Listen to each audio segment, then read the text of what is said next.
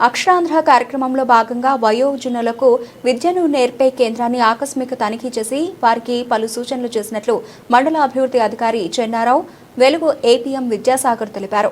మార్కాపురం జిల్లా కొమరోలు మండలంలో వయోజన నిరక్షరాస్యులను అక్షరాస్యులను చేసే అక్షరాంధ్ర కార్యక్రమం విజయవంతంగా ముందుకు నడుస్తోంది. ఇందులో భాగంగా శనివారం రాత్రి అక్షరాంధ్ర కేంద్రాలను మండల అభివృద్ధి అధికారి జకం చెన్నారావు వెలుగు ఏపీఎం విద్యాసాగర్ ఆకస్మిక తనిఖీ చేశారు. కొమరోలు ప్రభుత్వ ఉన్నత పాఠశాలను మరియు మండల ప్రాథమిక పాఠశాలలో ఈ తనిఖీలు చేశారు.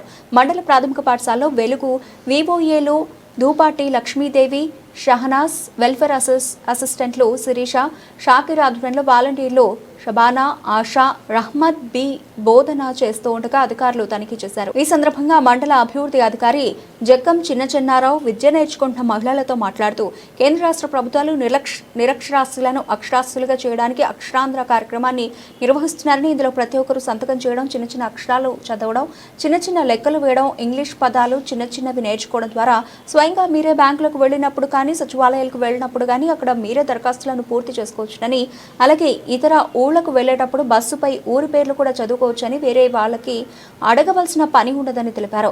100 రోజుల ఈ కార్యక్రమాన్ని ప్రతిరోజు పాల్గొని నిరక్షరాస్యులు అక్షరాస్యులుగా మారాలని వారిని కోరారు. అనంతరం వారికి ప్రభుత్వం ద్వారా అందిన పుస్తకాలను అందజేశారు. కార్యక్రమంలో మండల పరిషత్ కార్యాలయ సిబ్బంది, వెలుగు కార్యాలయ సిబ్బంది పాల్గొన్నారు.